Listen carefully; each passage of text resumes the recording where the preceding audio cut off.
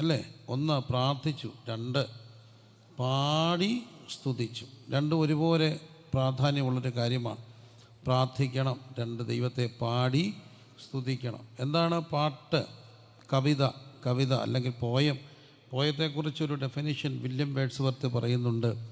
Poetry എന്ന് പറയുന്നത് കവിയുടെ മനസ്സിൽ വീണ അനർഗളമായ വിചാരങ്ങളും ഇമോഷൻസും ട്രാങ്കുലിറ്റിയിൽ റിക്കളക്റ്റ് ചെയ്യുമ്പോൾ ഉണ്ടാകുന്ന ഒന്നാണ് കവിത എന്ന് പറയുന്നത്. Poetry is the spontaneous overflow of powerful emotions when it recollected in tranquility. William വേഡ്സ്വർത്തിൻ്റെ ഡെഫിനിഷനാണ്. അപ്പോൾ കവിത എന്ന് പറയുന്നത് മനുഷ്യൻ്റെ മനസ്സിൽ വീണ അനർഗളമായ വികാരങ്ങൾ അത് ട്രാങ്കുലിറ്റിയിൽ ഒഴുകുമ്പോഴാണ് കവിതയുണ്ടാക്കുക. ഈ പറഞ്ഞതുപോലെ തന്നെ ദൈവത്തോടുള്ള നന്ദി നമ്മുടെ ഹൃദയങ്ങളിൽ നിറയുമ്പോൾ ഉയരുന്നതാണ് പാട്ട് എന്ന് പറയുന്നത്. അവർ ദൈവത്തെ പാടി എന്ത് ചെയ്തു? സ്തുതിച്ചു. 81-ാമത്തെ സങ്കീർത്തനത്തിൻ്റെ 1-ാമത്തെ വാക്യത്തിൽ കാണുന്നു, നമ്മുടെ ബലമായ ദൈവത്തെ ഘോഷിപ്പീൻ, യാക്കോബിൻ്റെ ദൈവത്തിന് ആർപ്പിടുവീൻ, തപ്പു ഇമ്പമായുള്ള കിന്നരവും വീണയും എടുത്ത് സംഗീതം തുടങ്ങുവീൻ. അമാവാസിയിലും നമ്മുടെ ദൈവത്തിൻ്റെ ഉത്സവ ദിവസമായ പൗർണമാസിയിലും കാഹള ഊതുവീൻ. ദൈവത്തിൻ്റെ വചനത്തെ വായിക്കുകയാണ്.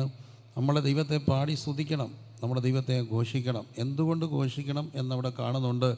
ദൈവം നമ്മുടെ ബലമായതുകൊണ്ട് ദൈവത്തെ എന്തു ചെയ്യണം? ഘോഷിക്കണം. അവ ദൈവത്തെ ആ സാഹചര്യത്തിലും അർദ്ധരാത്രിയിൽ കാലുകൾ ആമത്തി കിടക്കുമ്പോഴും പാടി ദൈവത്തെ എന്തു ചെയ്തു? സ്തുതിച്ചു. അവർ പ്രാർത്ഥിച്ചു, രണ്ട് അവർ പാടി. പ്രാർത്ഥിച്ചു, രണ്ട് അവർ എന്തു ചെയ്തു? പാടി. അപ്പം ദൈവത്തെ എന്തു ചെയ്യണം? പാടി സ്തുതിക്കണം. ഒരു കോണ്ടിനെൻറ്റിലേക്ക് അവർ കയറുകയാണ്, പക്ഷേ അവരെന്ത് ചെയ്തു? ദൈവത്തെ പാടി സ്തുതിച്ചു. എന്തുകൊണ്ട് പാടണം എന്ന് കാണുന്നുണ്ട്. നമ്മുടെ 81-ാം സങ്കീർത്തനത്തിൻ്റെ 1-ാമത്തെ വാക്യം, നമ്മുടെ ബലമായ ദൈവത്തിന് എന്ത് ചെയ്യണം? ഘോഷിക്കണം. ചേർന്ന് പറഞ്ഞേ, നമ്മുടെ ബലമായ ദൈവത്തിന് ഘോഷിക്കണം. ദൈവത്തെ പാടി സ്തുതിക്കണം. റീസൺ, ദൈവം നമ്മുടെ ബലമായതുകൊണ്ട് ദൈവത്തെ സ്തുതിക്കണം. ദൈവം നമ്മുടെ ബലമായതുകൊണ്ട് ദൈവത്തെ സ്തുതിക്കണം. ചേർന്ന് പറഞ്ഞേ, ദൈവം നമ്മുടെ ബലമായതുകൊണ്ട് ദൈവത്തെ എന്ത് ചെയ്യണം? സ്തുതിക്കണം. പാടി സ്തുതിക്കണം, ശക്തിയോടെ സ്തുതിക്കണം. രണ്ട് രീതിയിൽ ശരീരത്തെ ഉപയോഗിക്കുക. ഒന്ന്, ശരീരം കൊണ്ട് ദൈവത്തെ ആരാധിക്കുക. രണ്ട്, ശരീരത്തെ ആരാധിക്കുക. ശരീരം കൊണ്ട് ദൈവത്തെ ആരാധിക്കുക. രണ്ട്, ശരീരത്തെ എന്ത് ചെയ്യുക? ആരാധിക്കുക. ശരീരത്തെ ആരാധിക്കുന്നവരെ നമുക്ക് കാണാറുണ്ട്. 4 മണിക്കൂർ 3 മണിക്കൂറൊക്കെ വർക്കൗട്ട് ചെയ്യും. 20-25 മുട്ടയുടെ വെള്ള തിന്നും. ലെസ് കാർബ്, മോർ പ്രോട്ടീൻ, പിന്നെ മസിൽ എല്ലാം ഉണ്ട്. 5 മിനിറ്റ് പ്രാർത്ഥിക്കത്തില്ല. അവരെന്തോ ചെയ്യുക? അവർ വർഷിപ്പ് ചെയ്യുന്നത് ശരീരത്തെയാണോ ദൈവത്തെയാണോ? ശരീരത്തെ ആരാധിക്കുക. തെറ്റല്ല, ശരീരാഭ്യാസം അല്പം പ്രയോജനമുള്ളൂ, തെറ്റല്ല. പക്ഷേ 4-5 മണിക്കൂറൊക്കെ ഇതിനു വേണ്ടി കൊടുക്കുമ്പോൾ 5 മിനിറ്റ് പോലും പ്രാർത്ഥിച്ചില്ലെങ്കിൽ അർത്ഥം എന്ത് ചെയ്യുന്നതാ? ശരീരത്തെ ആരാധിക്കുക.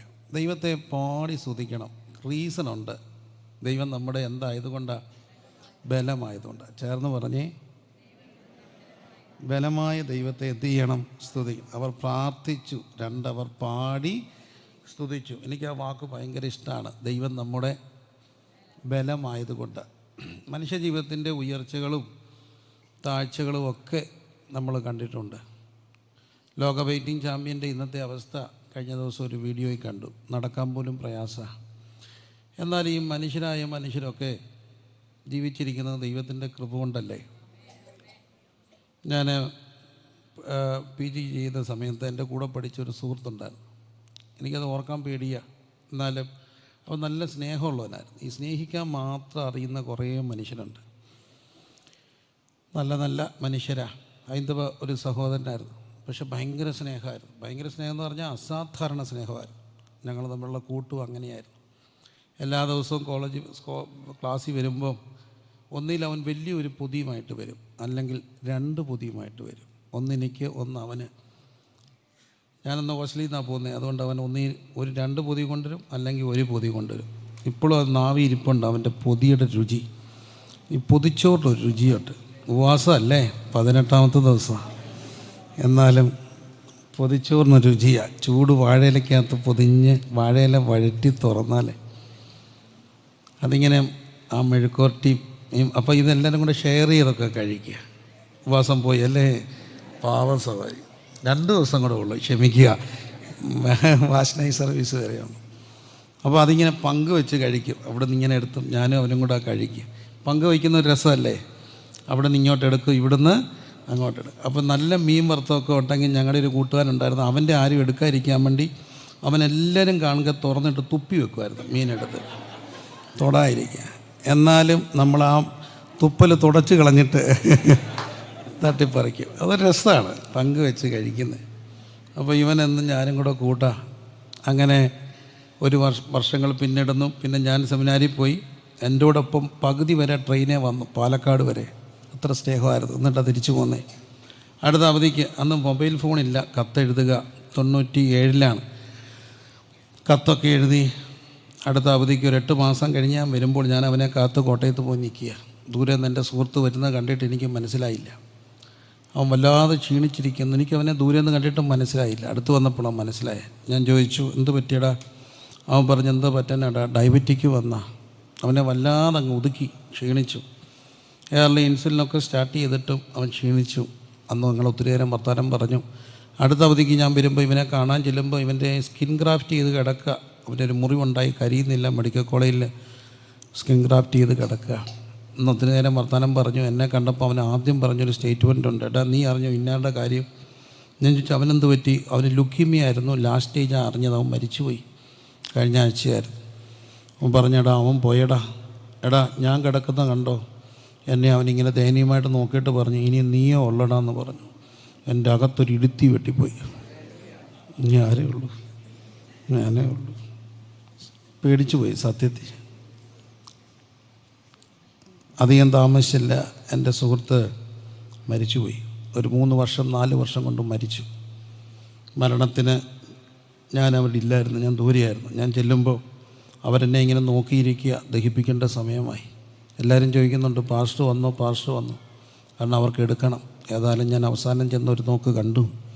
ബോഡി എടുക്കാൻ നേരത്ത് അവർ പറഞ്ഞു, അവറാൻ എൻ്റെ പാസ്റ്ററെ നീയോടെ പിടിക്കേ. അവൻ പറഞ്ഞിരുന്നു ഞാനും പിടിക്കണമെന്ന്. ഞാനിവിടെ കൂടി പിടിച്ചുകൊണ്ട് ചെതയ്ക്കൊണ്ട് പോകുമ്പോൾ വെറും 4-5 വർഷത്തെ ഡയബറ്റിക് അവനെ കൊന്നുകളഞ്ഞു. ഞാൻ ഇന്ന് രാവിലെ ഒരു ആൻറ്റിയെ കണ്ടു. ഇന്നലെ വൈകിട്ട് 40 വർഷം കഴിഞ്ഞു കർത്താവ് നടത്തുക. നമ്മുടെ മിടുക്കിൻ്റെ കൂടുതലുകൊണ്ടൊന്നും അല്ല, ഡയറ്റിൻ്റെ കൂടുതലുകൊണ്ടും അല്ല, എക്സസൈസിൻ്റെ കൂടുതലുകൊണ്ടും അല്ല, ദൈവത്തിൻ്റെ ബലം കൊണ്ടാണ്. എല്ലാവരും ദൈവത്തെ സ്തുതിച്ച് ശക്തിയോടെ കരങ്ങളടിച്ച് സ്തുതിച്ച് നമ്മുടെ ബലമായ ദൈവത്തെ സ്തുതിച്ച് നമ്മുടെ ബലമായ ദൈവത്തെ സ്തുതിച്ച് എല്ലാവരും സ്തുതിച്ച് പ്രാർത്ഥിച്ച് നമ്മുടെ ബലമായ ദൈവത്തിന് ഘോഷിപ്പീൻ. യാക്കോബിൻ്റെ ദൈവത്തിന് ആർപ്പിടുവീൻ. തപ്പു ഇമ്പമായുള്ള കിന്നരവും വീണയും എടുത്ത് സംഗീതം തുടങ്ങുവീൻ. അമാവാസിയിലും നമ്മുടെ ദൈവത്തിൻ്റെ ഉത്സവ ദിവസമായ പൗർണമാസിയിലും കാഹളം ഊതുവീൻ. Hallelujah, hallelujah. ദൈവത്തെ സ്തുതിക്കാൻ ഒത്തിരി റീസൺസ് ഉണ്ട്. അതിലൊരു റീസണാണ് ദൈവം നമ്മുടെ ബലമാണ്. ദൈവം നമ്മുടെ ബലമാണ്. അതുകൊണ്ട് ബലമുള്ളവരെല്ലാം ദൈവത്തെ സ്തുതിക്കണം. പാടുമ്പോൾ പാടാവുന്നിടത്തോളം ഉച്ചത്തിൽ പാടണം, വേണ്ടേ? ഒരു പാട്ടുകാരനെ എനിക്കറിയാം, അദ്ദേഹത്തിന് ഇന്ന് ശബ്ദം കുറവാണ്, പാടാം. ഞാൻ പലപ്പോഴും പുള്ളിയോട് പറഞ്ഞിട്ടുണ്ട്, കുറച്ചുകൂടെ ശബ്ദം എടുത്ത് പാടണം. പാടാൻ ശബ്ദം ഉള്ളപ്പോഴേ എന്ത് ചെയ്യാനൊക്കത്തുള്ളൂ, പാടാനൊക്കത്തുള്ളൂ, അല്ലേ? ശബ്ദം പോയാൽ പിന്നെ പാടാനൊക്കൂ ഇല്ല. കരങ്ങളടിക്കാൻ ആരോഗ്യമുള്ളപ്പോഴേ കരങ്ങളടിക്കാനൊക്കത്തുള്ളൂ. അതുകൊണ്ട് ദൈവത്തെ സ്തുതിക്കാവുമ്പോൾ മുഴുബലത്തോടെ സ്തുതിക്കണം, പൂർണ്ണ ശക്തിയോടെ സ്തുതിക്കണം, പൂർണ്ണ ആത്മാവോടെ സ്തുതിക്കണം, പൂർണ്ണ മനസ്സോടെ സ്തുതിക്കണം, ഒരു റെസ്ട്രിക്ഷൻസ് ഇല്ലാതെ സ്തുതിക്കണം. Hallelujah, hallelujah, hallelujah, hallelujah. നമ്മുടെ ബലമായ ദൈവത്തിന് ഘോഷിക്കണം. അവർ ദൈവത്തെ പാടി സ്തുതിച്ചു. അവർ ദൈവത്തെ പാടി സ്തുതിച്ചു. 2 കാര്യങ്ങളാണ് രാത്രി ചെയ്തത്. 1 പ്രാർത്ഥിച്ചു, 2 പാടി സ്തുതിച്ചു. അവർ പ്രാർത്ഥിച്ചു, പാടി സ്തുതിച്ചു. ഇമ്പാക്റ്റാണ് മുമ്പോട്ട് പോകുന്നത്. തടവുകാരെന്ത് ചെയ്തുകൊണ്ടേയിരുന്നു? ശ്രദ്ധിച്ചു കൊണ്ടേയിരുന്നു. തടവുകാർ ശ്രദ്ധിച്ചു. പെട്ടെന്ന് എന്ത് സംഭവിച്ചു? വലിയ ഭൂകമ്പം ഉണ്ടായി. കാരാഗ്രഹത്തിൻ്റെ അടിസ്ഥാനം കുലുങ്ങി, വാതിലൊക്കെയും തുറന്നുപോയി, എല്ലാവരുടെയും ചങ്ങല അഴിഞ്ഞു വീണു. അവരുടെ മാത്രമല്ല, എല്ലാവരുടെയും ചങ്ങല എന്ത് ചെയ്തു? ഒരു കോപ്പറേറ്റീവ് റിസൾട്ടാണ്. ഇവരാണ് പ്രാർത്ഥിച്ചത്, ഇവരാണ് പാടിയത്. അവർ 2 പേര് പാടിയപ്പോൾ എല്ലാവരുടെയും ചങ്ങല അഴിഞ്ഞു. അവർ 2 പേര് പാടിയപ്പോൾ 2 പേര് പ്രാർത്ഥിച്ചപ്പോൾ എല്ലാവരുടെയും ചങ്ങല അഴിഞ്ഞു. അതിനകത്ത് വിശ്വാസികൾ കാണാം, അവിശ്വാസികൾ കാണാം, രാഷ്ട്രീയ തടവുകാർ കാണാം, പല രീതിയിലുള്ളവർ കാണാം. എന്നാൽ എല്ലാവരുടെയും ബന്ധനങ്ങൾ അഴിഞ്ഞു. Hallelujah, hallelujah. 2 പേർ പ്രാർത്ഥിച്ചപ്പോൾ 2 പേർ പാടി സ്തുതിച്ചപ്പോൾ ഇമ്പാക്റ്റ് കണ്ടോ? എല്ലാവരുടെയും എന്തഴിഞ്ഞു? ചങ്ങലകൾ അഴിഞ്ഞു. ഇതാണ് പ്രാർത്ഥനയുടെയും പാട്ട്. 2 പേർ ഐക്യമത്യപ്പെട്ടാൽ ദൈവം ഇന്നും അത്ഭുതങ്ങളെ ചെയ്യും. ഒരുവനേക്കാൾ ഇരുവൻ ഏറെ നല്ലത്. 2 പേർ ഐക്യമത്യപ്പെട്ടാൽ കർത്താവ് അത്ഭുതങ്ങളെ ചെയ്യും. Hallelujah, hallelujah, hallelujah. 2 പേർ പ്രാർത്ഥിച്ചപ്പോൾ എല്ലാവരുടെയും ചങ്ങല അഴിഞ്ഞു. 2 പേർ പ്രാർത്ഥിച്ചാൽ എല്ലാവരുടെയും ചങ്ങല അഴിയും. ഒരു വീട്ടിൽ 2 പേർ പ്രാർത്ഥിച്ചാൽ ആ വീട് മുഴുവൻ സ്വതന്ത്രമാക്കപ്പെടും. ഒരു വാർഡിൽ, ഗ്രാമത്തിൽ പ്രാർത്ഥിക്കാൻ ആളുണ്ടെങ്കിൽ ദൈവം അവിടെ അത്ഭുതങ്ങളെ ചെയ്യും. ഒരു സ്ഥാപനത്തിൽ 2 പേർ പ്രാർത്ഥിക്കാനുണ്ടെങ്കിൽ ദൈവം അവിടെ അത്ഭുതം ചെയ്യുകയാണ്. എല്ലാവരുടെയും ചങ്ങല അഴിഞ്ഞു. എല്ലാവരുടെയും ചങ്ങല അഴിഞ്ഞു. കാരാഗ്രഹ പ്രമാണി ഉറക്കമുണർന്നു. കാരാഗ്രഹത്തിൻ്റെ വാതിലുകൾ തുറന്നിരിക്കുന്നത് കണ്ടിട്ട് ചങ്ങലക്കാർ ഓടിപ്പോയി കളഞ്ഞു എന്ന് ഊഹിച്ചു. അല്ലേ? എന്ന് ഊഹിച്ചു. അവൻ എന്തു ചെയ്തു? വാളൂരി തന്നെത്താൻ കൊല്ലാൻ ഭാവിച്ചു. ഊഹിച്ചു ഊഹിച്ച് തന്നെത്താൻ കൊല്ലാൻ ഭാവിച്ചു. ആത്മഹത്യ ചെയ്യാൻ ശ്രമിക്കുകയാണ്. അല്ലേ? തന്നെത്താൻ കൊല്ലാൻ ചൊല്ലുമെന്ന് പറഞ്ഞാൽ എന്താ അതിൻ്റെ അർത്ഥം? ആത്മഹത്യ ചെയ്യാൻ ശ്രമിക്കുകയാണ്. അപ്പോൾ ഇവിടെ ഡയറക്റ്റ് ഇൻ്റർവെൻഷനാണ് അവിടെ കൊണ്ടാകുക. അവർ 2 പ്രാർത്ഥിച്ചു കഴിഞ്ഞപ്പോൾ എല്ലാവരുടെയും ചങ്ങലകൾ അഴിഞ്ഞു. കാരാഗ്രഹ പ്രമാണി പ്രധാനപ്പെട്ട ആളാണ്. വിദ്യാഭ്യാസമുള്ള ആളായിരിക്കണം, ശാരീരിക പുഷ്ടിയും നല്ല മാനസിക ശക്തിയും ഉള്ള ഒരാളായിരിക്കണം, ട്രെയിൻഡാണ്. പക്ഷേ ചെറിയൊരു പ്രശ്നം വന്നപ്പോൾ താൻ ഊഹിച്ചിട്ട് തന്നെത്താൻ കൊല്ലാൻ ഭാവിച്ചു. ആത്മഹത്യ ചെയ്യാൻ തുടങ്ങുകയാണ്. നമുക്കറിയാം, വിദ്യാഭ്യാസം കൂടുന്നൊരു കാലഘട്ടത്തിലാണ് നമ്മൾ ജീവിക്കുക. സമ്പൂർണ്ണ സാക്ഷരത കൈവരിച്ചു എന്ന് അവകാശപ്പെടുന്നു. അങ്ങനെ മുമ്പോട്ട് പോകുമ്പോഴും ആത്മഹത്യയുടെ റേഞ്ച് കൂടുകയാണോ കുറയുകയാണോ? കൂടുകയാണ്. ആത്മഹത്യയുടെ റേഞ്ച് വല്ലാതെ കൂടുകയാണ്. എല്ലാവരെയും ഭയപ്പെടുകയാണ്. ഓരോ 40 സെക്കൻഡിലും, ഏകദേശം കണക്ക്, ഓരോ 40 സെക്കൻഡിലും ഒരാൾ ലോകത്ത് ആത്മഹത്യ ചെയ്യുന്നു. ഓരോ 1 മണിക്കൂറിലും ഇന്ത്യയിൽ ഒരു ആത്മഹത്യ നടക്കുന്നു. ഇന്ത്യയുടെ ആത്മഹത്യാ നിരക്കുകളിലെ കണക്കുകളിൽ കേരളം ഇങ്ങനെ പൊങ്ങി വരികയാണ്. മഹാരാഷ്ട്ര, ഛത്തീസ്ഗഡ് കഴിഞ്ഞ് 3-ാം സ്ഥാനത്ത് നിൽക്കുന്ന കേരളം ഇങ്ങനെ ഏത് നിമിഷവും ഒപ്പത്തിനൊപ്പം എത്തുകയാണ്. പണ്ടത്തെക്കാളേറെ ഇന്ന് കുട്ടികൾ ആത്മഹത്യ ചെയ്യുന്ന ഒരു കാലം. പണ്ട് മധ്യവയസ്കരായിരുന്നു, കുട്ടികൾ ആത്മഹത്യ ചെയ്യുന്ന ഒരു കാലഘട്ടത്തിലേക്ക് പോവുകയാണ്. സാക്ഷരരും നിരക്ഷരരും ഒക്കെ ആത്മഹത്യ ചെയ്യുന്നു. കൂടുതലും ആത്മഹത്യ ചെയ്യുന്നത് വളരെ വിദ്യാഭ്യാസമുള്ളവർ, നല്ല നിലയിലുള്ളവർ. നമ്മൾ തന്നെ മൂക്കത്ത് വിരൽ വെച്ച് പോകുന്നു. ഇവർക്ക് എന്താ പറ്റിയത്? മനുഷ്യർ ആത്മഹത്യ ചെയ്യുന്നതിൻ്റെ റേഷ്യോ കൂടുകയാണ്. ആത്മഹത്യ പലപ്പോഴും എങ്ങനെ സംഭവിക്കുക? ഊഹിക്കുക.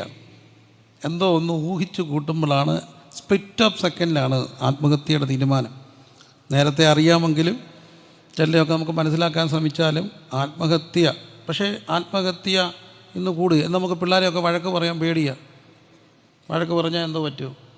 ഞാൻ എൻ്റെ അപ്പനോട് പണ്ടെങ്ങാണ്ട് പറഞ്ഞു, ഇപ്പം ഞാൻ ചാകുമെന്ന് പറഞ്ഞു. എൻ്റെ ചെയ്തത് കയറെടുത്ത് തന്നു, ചാകടാ. കയറെടുത്ത് അപ്പം തന്നു, ചാകടാ. എന്നാ കയറ്, ചത്തോ? ഇല്ല. ഇന്നത്തെ പിള്ളേർക്ക് ധൈര്യമുണ്ടോ കയറ് കൊടുക്കാൻ? കൊടുക്കരുത് കേട്ടോ, പണിയൊപ്പിച്ച് കളയും. കാരണം ഈ പിള്ളേർക്കൊന്നും എന്തില്ല? മനഃശക്തിയില്ല. മനഃശക്തി ഇല്ലാത്ത പിള്ളേരാണ്.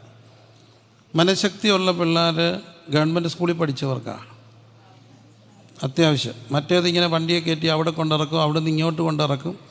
ഇവർ വലിയ മൂച്ചടിക്കും നമ്മളോട്. ഒരു പ്രശ്നം വന്നാൽ ആത്മഹത്യ ചെയ്യും. ഒത്തിരി പെൺപിള്ളേർ ആത്മഹത്യ ചെയ്ത്, ആൺപിള്ളേരും ആത്മഹത്യ ചെയ്യുക. പ്രണയ നൈരാശ്യം, പ്രേമം പൊട്ടി ആത്മഹത്യ ചെയ്യാവും? ഇല്ല. ഒരു പ്രേമം പോയാൽ അടുത്ത പ്രേമം വരും, അത്രയല്ലേ ഉള്ളൂ. അതിൻ്റെ പേര് ചാനൊക്കോടാ. ചാനൊക്കോ ഇല്ല. ബസ്സിന് കാത്തു നിൽക്കുന്ന പോലെ അടുത്ത ബസ് വരും. ഏതെങ്കിലും ഒരു ബസ് എന്തായിരിക്കും, കാലിയായിരിക്കും. അവിടത്തേക്ക് കയറണം. അതിന് പകരം ചത്ത ഇനിയും കെട്ടാൻ നോക്കുമോ? ഇല്ല. ചാകാനോ? പിള്ളേരെല്ലാം ചാകുക. എന്തിനാ? പ്രേമിച്ചു, അവൻ എന്നെ ബ്ലോക്ക് ചെയ്തു. എടാ അവൻ പോകാൻ പറയടാ. നീ ഒന്നുമില്ല പോകാനിട്ട്. അപ്പം ഒന്നും മനസ്സിലെങ്കിലും പറയാനുള്ള ധൈര്യം വേണ്ടേ? എന്തിനാണ്? പെൺപിള്ളേരാന്നേ വേണ്ടില്ല, ബ്ലോക്ക് ചെയ്തെന്നും പറഞ്ഞുകൊണ്ട് കരയുന്ന പണ്ടത്തെ ആൺപിള്ളേരെ ആയിരുന്നു പെൺപിള്ളേരെ തേച്ചിട്ട് പോകുന്നത്. ഇപ്പം പെൺപിള്ളേർ ആരെ തേക്കും? ആൺപിള്ളേരെ തേക്കും. ആൺപിള്ളേർ 2-3 പ്രേമമൊക്കെ ഉണ്ടെങ്കിൽ നമുക്ക് രസമുണ്ടായിരുന്നു. ഈ പെൺപിള്ളേരാണ് ഇപ്പം കൂടുതലും ഒരാളെ അവിടെ സെറ്റ് ചെയ്ത് ഇവിടെ സെറ്റ് ചെയ്ത് അവസാനം അറിയുമ്പോഴാണ് ഇവന്മാർ തമ്മിൽ തല്ല. എല്ലാത്തിനെയും അവൾ അവസാനം കൊണ്ടുവന്ന് എങ്ങും തൊടാതെ ഒപ്പിച്ചിട്ട് പോകും. എൻ്റെ പൊന്നെ, ആത്മഹത്യ ചെയ്യാനൊക്കുമോ? ഇല്ല. തമാശ എന്ന് തോന്നല്ലേ, നടന്നൊരു കാര്യം പറയാം. ഞാനൊരു വട്ടം ആത്മഹത്യയെക്കുറിച്ച് പഠിക്കുക, സീരിയസ് ആയിട്ട് പഠിക്കുക. നമ്മുടെ ഒരു അങ്ങനെ ഒരു സംഭവം ഉണ്ടായപ്പോൾ ഇതൊന്നും പഠിക്കണ്ടേ, എന്തെങ്കിലുമൊക്കെ ഒന്നും പറയണ്ടേ എന്ന് വെച്ച് ആത്മഹത്യയുടെ കാരണങ്ങളും പരിഹാരങ്ങളും ഒക്കെ പഠിക്കാൻ കുറേ പുസ്തകങ്ങളൊക്കെ ആയിട്ട് എളിവനിരിക്കുക. അപ്പോൾ എൻ്റെ ഒരു സുഹൃത്ത് വന്നു. അദ്ദേഹം ചോദിച്ചു എന്താ പഠിക്കുക? ഞാൻ പറഞ്ഞ ആത്മഹത്യയാണ്. അപ്പോൾ പുള്ളി ഒരു രസം, ഞങ്ങളുടെ നാട്ടിൽ ഒരു വനത്തോട് ചേർന്നുള്ള ഒരു സ്ഥലത്ത്, ഗ്രാമമാണ്, അവിടെ ഒരു പയ്യന് ചാകണമെന്ന് തോന്നി. അവന് ഇച്ചിരി ടെൻഷനൊക്കെ ഉള്ളവനാണ്. അവൻ ചാകാൻ വേണ്ടി ഒരു കയറും എടുത്ത് വനത്തിൽ കയറിപ്പോയി ഒരു പറങ്കിയെ കെട്ടിയാലാൻ പോയതാണ്. പോയ വഴിക്ക് അവന് വയറ്റിൽ നിന്ന് പോകണമെന്ന് തോന്നി. അപ്പോൾ അവനൊരു പാറപ്പുറത്ത് പോയിരുന്ന് ആഘോഷമായിട്ട് വയറ്റിൽ നിന്ന് പോയി. അതിൽ വെപ്രാളം കൂടെ കെട്ടിയോണ്ട് നല്ലപോലെ പോയി. ചാകാൻ പോവല്ലേ. വയറ്റിൽ നിന്ന് പോയപ്പോൾ അവൻ്റെ ചിന്ത, ഈ കോലത്തിൽ പോയി കെട്ടി ഞാൻ മോശമല്ലേ, അഴിക്കുന്നവർക്ക് ഇനി ഒന്ന് കഴുകി കുളിക്കാം. താഴെ ഒരു അരുവിയുണ്ട്, അവിടെ പോയി കുളിച്ചു കഴുകി വൃത്തിയായി. ഇതിനിടയ്ക്ക് അവൻ ചാകുന്ന കാര്യം മറന്നുപോയി. അവൻ ഈ കയറുമായിട്ട് വന്നപ്പം ഒരു കൂട്ടുകാരൻ ചോദിച്ചു, നീ എവിടെ പോയാടാ? ചാകാൻ പോയതാടാ, മറന്നുപോയി. അയാൾ ആ കയറ് മേടിച്ച് അവിടെ ഒരു പെട്ടിക്കട പഴക്കൊല തൂക്കുന്നുണ്ട്. ഇപ്പോഴും ചത്തില്ലായിരുന്നു. അപ്പോൾ സ്പ്ലിറ്റ് ഓഫ് സെക്കൻഡിലാണ് എന്ത് ചെയ്യണം തോന്നുക. സത്യമാണ്, സ്പ്ലിറ്റ് ഓഫ് സെക്കൻഡിൽ എടുക്കുന്ന ഡിസിഷനാണ് എന്ത്? ആത്മഹത്യ. ഈ ആത്മഹത്യക്ക് പല കാരണങ്ങൾ കാണാം. ഒരു പ്രധാനപ്പെട്ട റീസണാണ് ഡിപ്രഷൻ. പോസ്റ്റ് കോവിഡ് ഡിസീസ് പോലെ കോവിഡാനന്തര ഭൂമിയിൽ വല്ലാതെ പകരുകയും പടരുകയും ചെയ്യുന്ന ഒരു പ്രതിഭാസമാണ് ഡിപ്രഷൻ. ഒത്തിരി കുഞ്ഞുങ്ങൾക്ക് ഡിപ്രഷനുണ്ട്. വളരെ ഗൗരവമായിട്ട് കാണേണ്ട കാര്യമാണ്.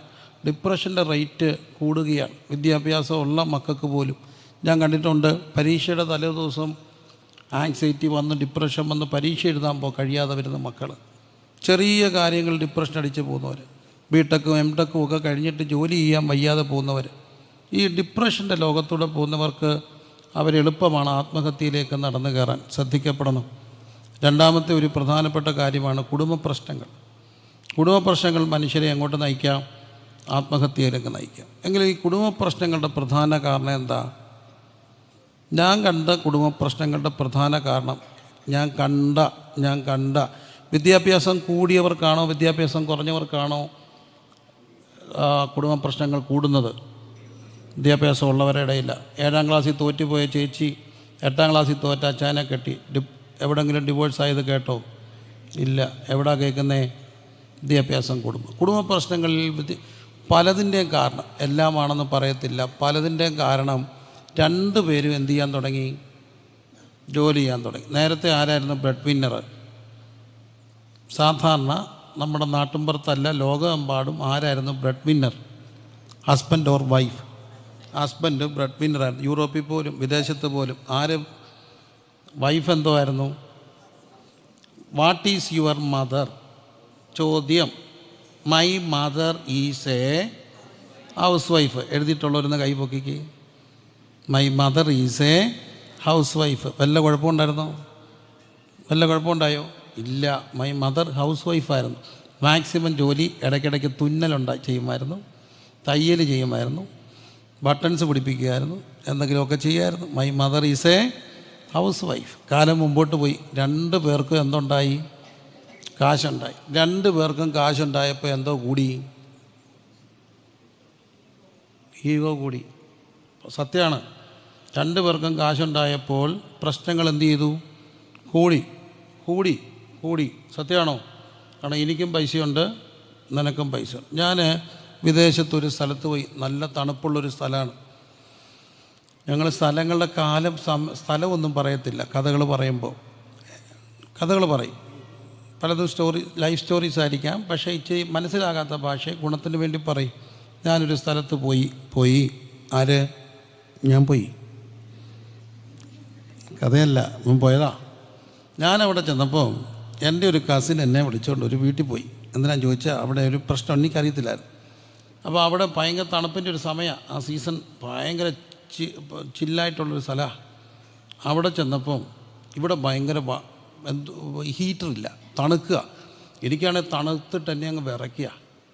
അപ്പം ഞാൻ ചോദിച്ചു ഹീറ്ററില്ലെന്ന് ചോദിച്ചു. അപ്പോൾ ഇവരിങ്ങനെ അങ്ങോട്ടും ഇങ്ങോട്ടും നോക്കുകയാണ്. ഹീറ്റർ ഞാൻ ചോദിച്ചു ഹീറ്ററില്ലേ, ഓണാക്കി തണുക്കുന്നു മനുഷ്യനെ. അപ്പോഴാണ് പിടികിട്ടി അവിടെ ആ സ്ഥലത്ത് ഹീറ്റർ ടോപ്പപ്പ് ചെയ്യുക, ഓരോ മാസം ടോപ്പപ്പ് ചെയ്യുക. അപ്പം കഴിഞ്ഞതിന് മുമ്പത്തെ മാസം അവൻ ചെയ്തു, അത് കഴിഞ്ഞ് ഇവൾ ചെയ്തു, ഈ പ്രാവശ്യം ഇവൻ ചെയ്യണം. അവൻ ചെയ്യാഞ്ഞോണ്ട് ഇവളും ചെയ്തില്ല. തണുക്കുക, പൈസേ എന്നെ തണുക്കുക. അപ്പോൾ ഈ പിള്ളേർ ഇന്ന് വിറയ്ക്കുന്നുണ്ട്. അപ്പോൾ പിള്ളേർ പറയുന്നുണ്ട് go and put more jacket. എങ്ങോട്ടിടാനാ? ഓൾറെഡി 1-2 കിട്ടിയിട്ടുണ്ട്, ഇനി എങ്ങോട്ട് കയറ്റാനാ? ഇവർ തമ്മിൽ അങ്ങോട്ട് വാദപ്രതിവാദം തുടങ്ങി. ഫുഡ് മേടിച്ച കണക്ക്, ആ പൈസ, ഈ പൈസ, പൈസ പൈസ പൈസ പൈസ പൈസ. അപ്പോൾ സംസാരത്തിനിടയ്ക്ക് എനിക്ക് മനസ്സിലായി, അവിടെ അറ്റാക്ക് വന്നപ്പോൾ ഇവൻ പൈസ അയപ്പിച്ചില്ല, അങ്ങേര് ചത്തുപോയി. ഇവൻ്റെ അപ്പൻ അസുഖം വന്നപ്പോൾ ഇവളയപ്പിച്ചില്ല, അയാളും ചത്തുപോയി. 2 അപ്പന്മാർ ചികിത്സ കിട്ടാതെ മരിച്ചു. എന്താ വിഷയം? ഈഗോ അല്ല, പൈസ. ശ്രദ്ധിച്ച് കേൾക്കണം. പൈസ എനിക്ക് ഭയങ്കരമായിട്ടൊരു ആത്മീയ തീഷ്ണതയും വൈരാഗ്യവും വന്നു. ഞാൻ പതുക്കെ പറഞ്ഞു ഞാൻ പോയേക്കാം. അപ്പോൾ ഞാനവരെ എന്തോ പറഞ്ഞപ്പോൾ എന്നെ കൊണ്ടുപോയി എൻ്റെ ഒരു കസിനാണ്. അപ്പോൾ ഇനി ഒരു പച്ചപ്പരമാർത്ഥം പറയുന്നതിനകത്ത് എനിക്ക് വലിയ ലജ്ജയൊന്നുമില്ല. ഞങ്ങളെപ്പോലുള്ള പാസ്റ്റേഴ്സ് പുറത്തൊക്കെ പോകുമ്പം ശുശ്രൂഷയിൽ ലഭിക്കുന്ന നന്മകൾ കൊണ്ടാണ് നാട്ടിലെ ശുശ്രൂഷകളുടെ പല കാര്യങ്ങളും ക്രമീകരിക്കാൻ. അത് പ്രത്യേകിച്ച് ലജ്ജിക്കേണ്ട കാര്യമൊന്നുമില്ല. അപ്പോൾ അന്ന് ഞങ്ങളുടെ ഹോളിൻ്റെ പണി നടക്കുക. എന്നെ കൊണ്ടുപോയത് എൻ്റെ കസിനാണ്. ഹോള് പണിക്ക് വേണ്ടി കൂടെ കൊണ്ടുപോയതാണ് എന്നെ.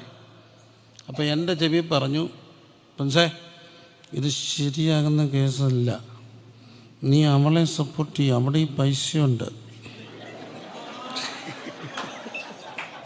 നീ അവളെ സപ്പോർട്ട് ചെയ്യുക, അവളെ പൈസ നമുക്ക് കിട്ടുന്ന മേടിച്ചുകൊണ്ട് പോവാം, ഹോള് പണിയണം. ഞാൻ പറഞ്ഞു എൻ്റെ ഈ പൈസ കൊണ്ട് ഹോള് പണിതാ അത് ഇടിഞ്ഞ് താഴെ പോവും. കാരണം നിങ്ങൾക്കറിയാവുന്നൊരു സത്യമുണ്ടോ? ഞാൻ പ്രാർത്ഥിക്കുന്നൊരു കാര്യമുണ്ട്, ദൈവികം അല്ലാത്ത പൈസ കയ്യിൽ എന്ത് ചെയ്യരുത്, വരരുത്. സ്വത്രാഴ്ച എടുക്കുമ്പോൾ കർത്താവെ പണം വരണമെന്ന് മാത്രമല്ല പ്രാർത്ഥിക്കുക, ദൈവികം അല്ലാത്ത പണം വരല്ലെന്നും പ്രാർത്ഥിക്കും. ആമേൻ പറയാമോ? യൂദായുടെ പൈസയ്ക്ക് അവിടെ ഇടം കിട്ടിയോ? ഇല്ല. അപ്പം ഞങ്ങൾ പ്രാർത്ഥിക്കുന്നൊരു കാര്യമുണ്ട്, ദൈവികം അല്ലാത്ത എന്ത് വരരുത്, പൈസ വരല്ലേ. എനിക്ക് വല്ലാത്ത ദേഷ്യം. ഞാൻ എഴുന്നേറ്റു, ഞാൻ പോവാന്ന് പറഞ്ഞു. അപ്പം പറഞ്ഞു പ്രാർത്ഥിച്ചിട്ട് പോകും. ഞാൻ പ്രാർത്ഥിക്കില്ല, ഈ വീട്ടിൽ പ്രാർത്ഥിക്കില്ല. പണത്തിൻ്റെ പേര് വഴക്കുണ്ടാക്കുന്നു, പിള്ളേരെ നിന്ന് തണുക്കുന്നു. 2 പേരുടെ അപ്പന്മാരും മരിച്ചു, പൈസ അല്ലേ. ഞാൻ എൻ്റെ ചെരുപ്പില്ല പൊടി തട്ടിയിട്ടിട്ട് ഞാനിങ്ങി പോന്നു. ആത്മീയ ഒരു വൈരാഗ്യം കയറിയതാ. ഞാൻ പോരുന്നതിന് മുമ്പ് അവൾ വീട്ടിലെ ഒരു വാർത്ത കേട്ടു. 2 പേരും കൂടെ വഴക്കുണ്ടാക്കിയപ്പോൾ അടുത്ത വീട്ടിലെ സായിപ്പ് പോലീസിനെ വിളിച്ചു. അവിടെ അങ്ങനെ പോലീസ് വന്നു, അവനെ പിടിച്ച് ഡീപ്പോർട്ട് ചെയ്തു. അവളുടെ പിള്ളേരെ വളർത്താൻ കൊണ്ടുപോയി സോഷ്യൽ വർക്കേഴ്സ്. അവരെ പാകിസ്ഥാനി കുടുംബത്തിന് വളർത്താൻ കൊടുത്തേക്കുക 18 വയസ്സ് വരെ. എന്തോന്നോ പിള്ളേരെ കൊണ്ടുപോയി അവനെ കയറ്റി വിട്ടു. അവിടെ പൈസ ആർക്ക് വേണം? പല കുടുംബത്തിലും പ്രശ്നം പൈസയാണ്. എൻ്റെ പൈസ നിൻ്റെ പൈസ, എൻ്റെ പൈസ നിൻ്റെ പൈസ.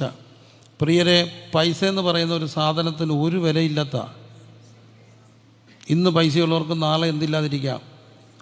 ഞാനൊരു കാഴ്ച കണ്ടു, ശ്രദ്ധിക്കണേ. 2ഉം കണ്ടിട്ടുണ്ട്.